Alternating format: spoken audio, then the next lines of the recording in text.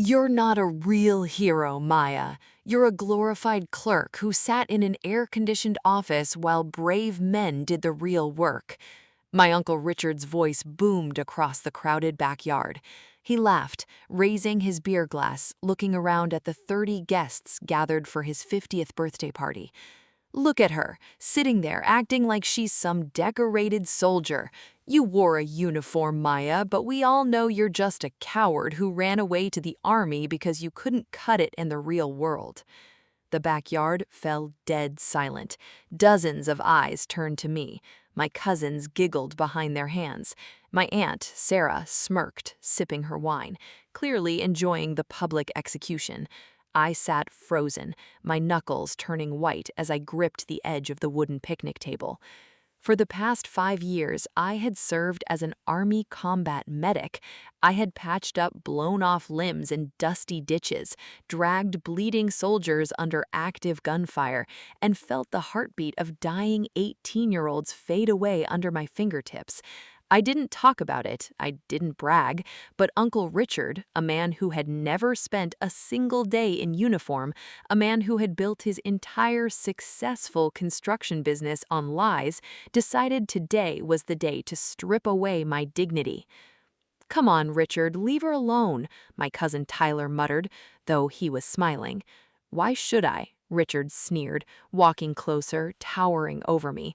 "She comes back here, expects us to bow down. She's a fake, a paper pusher, a disgrace to the uniform. Real heroes don't hide." The humiliation burned in my chest like hot acid. I couldn't breathe. I stood up, walked past the staring crowd, and locked myself in the guest bathroom. My heart was hammering. I looked at myself in the mirror, eyes wide, breathing shallow. I was a sergeant, for God's sakes. Why was I letting this pathetic man make me feel so small? Buzz. My phone vibrated in my pocket. It was a text from Uncle Richard. "Don't bother coming back out to the party. Also, the lease on your grandmother's house, the one I let you store your gear in, I'm changing the security codes tonight. You have 24 hours to get your junk out before I throw it in the trash. You don't deserve my charity." My blood ran cold. The charity he was talking about? He didn't own that house. What Uncle Richard didn't know, what none of my greedy, toxic family members knew, was that his construction business had been bankrupt 2 years ago. When his company was about to collapse, he had begged my grandmother for a massive loan. She didn't have the money, so she had come to me, crying. I was the one who had saved them. I had wired $80,000 of my own combat deployment savings using my grandmother as a proxy, so Richard wouldn't know it came from me. I paid the mortgage on the very house he was threatening to lock me out of. I was literally keeping the roof over his head, paying his bills through a hidden trust, while he paraded around town acting like a self-made millionaire. They thought their success was their own doing. They thought I was just the poor, struggling niece who took handouts. But Richard wasn't finished. By the time I gathered my keys and quietly slipped out the side gate to drive home, my phone started exploding with notifications. My cousin had posted a video of Richard's speech on Facebook. The caption read, "Uncle Richard putting our fake hero cousin in her place. Stop lying about your service, Maya. #stolen-valor. #fake medic." Beneath the post, comments from local relatives and neighbors were pouring in. I always knew she was lying about being in combat. So disrespectful to real veterans. She should be ashamed. My hands shook on the steering wheel. Tears of sheer agonizing betrayal blurred my vision. I had risked my life. I had nightmares every single night from the things I had seen in Afghanistan. And now my own blood was branding me a fraud to the entire town. The sadness evaporated, replaced with a cold, hard military focus. The crying stopped. My posture straightened. If they wanted to believe I was a weak, powerless clerk, I was more than happy to let them play that game. But the safety, off. I pulled my car over, opened my banking app, and called my financial attorney. "Mr. Vance," I said, my voice completely devoid of emotion. That monthly $4,500 subsidy we wired to Richard's business account through my grandmother's trust? Yes, Sergeant, it's scheduled to go out in 3 days. Cancel it, I said. And the mortgage payments for the property his offices are on? Foreclose. Stop all funding. Let the bank seize the assets. I want him completely cut off. Tonight. Are you sure, Maya? This will ruin him. He wanted me out of his house in 24 hours. Let's see how fast he can pack his own bags. The next morning, I drove to my grandmother's old property to retrieve the last of my military gear. When I pulled up, I noticed a sleek black SUV with tinted windows parked across the street.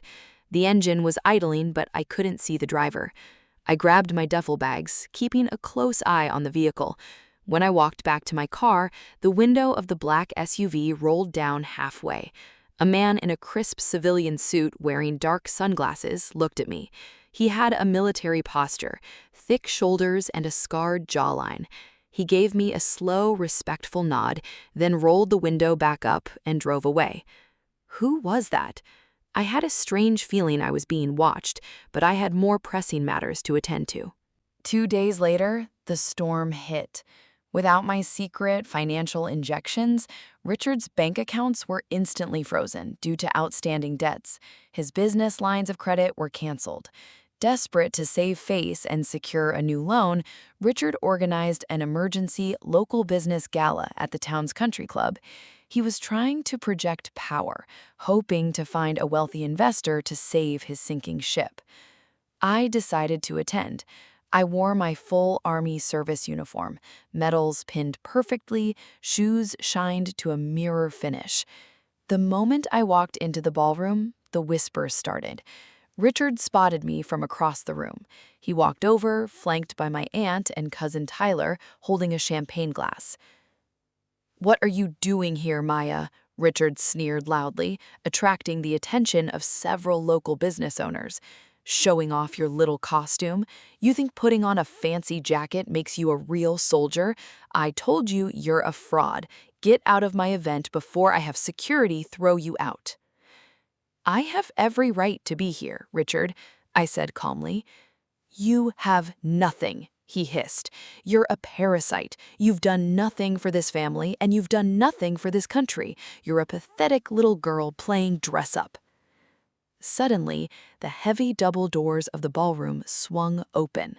The room grew instantly quiet. Walking through the doors was a man in an army dress uniform, but he didn't just have medals, he had stars. 4-star General Thomas Vance, one of the most respected military minds in the country, accompanied by 2 armed military police officers. And right behind him was the man from the black USV, an active-duty Army Ranger, Captain Miller. Richard's jaw dropped. He immediately assumed the general was there to support him or some local political campaign. Richard smoothed his suit and stepped forward, putting on his best fake smile. "General Vance," Richard exclaimed, holding out his hand. "What an absolute honor! Welcome to my gala. I am Richard—" General Vance walked right past Richard's outstretched hand, as if he were invisible.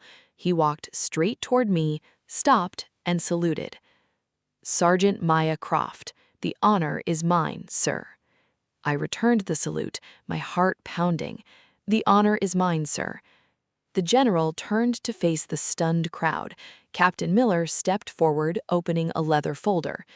"Ladies and gentlemen," General Vance announced, "I understand there have been some rumors in this town regarding Sergeant Croft's service. Some have called her a clerk. Some have called her a coward." The general cast a freezing glare directly at Uncle Richard, who was pale as a ghost. 3 years ago, in the Helmand province, Sergeant Croft's convoy was hit by an IED. Despite sustaining shrapnel wounds to her own shoulder, she dragged 3 critically wounded soldiers out of a burning vehicle under heavy enemy fire. One of those soldiers was Captain Miller's younger brother. Captain Miller stepped forward, looking directly at Richard. She didn't sit in an office. She took a bullet to the shoulder while saving my brother's life. She is a recipient of the Silver Star for gallantry in action, and anyone who calls her a coward is a liar and a disgrace." The crowd gasped. My Aunt Sarah looked like she was about to faint. "But that's not all," General Vance said, gesturing to Captain Miller, who pulled out a stack of financial documents. "It seems some people in this room like to talk about charity and success. Mr. Richard Croft, your business has been funded entirely by Sergeant Croft's combat pay and personal savings for the last 2 years." Richard stumbled backward. "What? No, that's impossible. My mother gave me that money." "Your mother got that money from Maya's trust," Captain Miller said, handing the legal documents to a nearby reporter from the local newspaper who was covering the gala. "And since Sergeant Croft has officially withdrawn all funding, your foreclosure notice was served to your offices 1 hour ago. You are officially bankrupt, Mr. Croft. Your properties now belong to the bank, specifically to the trust owned by Sergeant Croft." The crowd erupted into whispers and shocked gasps. I stepped closer to my uncle, looking him dead in the eyes. The arrogance was completely gone from his face. He looked small, defeated, pathetic. "You told me real heroes don't hide, Richard, but you've been hiding behind my paycheck for years. Enjoy packing your office. You have 24 hours." The crowd instantly turned on Richard. The local business owners who had been laughing at his jokes minutes ago walked away in disgust. Nobody wanted to be associated with a man who stole from a combat medic and insulted a Silver Star recipient. My Aunt Sarah started crying, grabbing Richard's arm as he slumped onto a chair, burying his face in his hands. My cousin Tyler looked at the floor, completely humiliated, deleting his Facebook post in real time. They were ruined. Their reputation, their money, and their pride, gone in a matter of minutes. As I walked out of the country club, the cool night air hit my face. For the first time in years, I felt like I could finally breathe.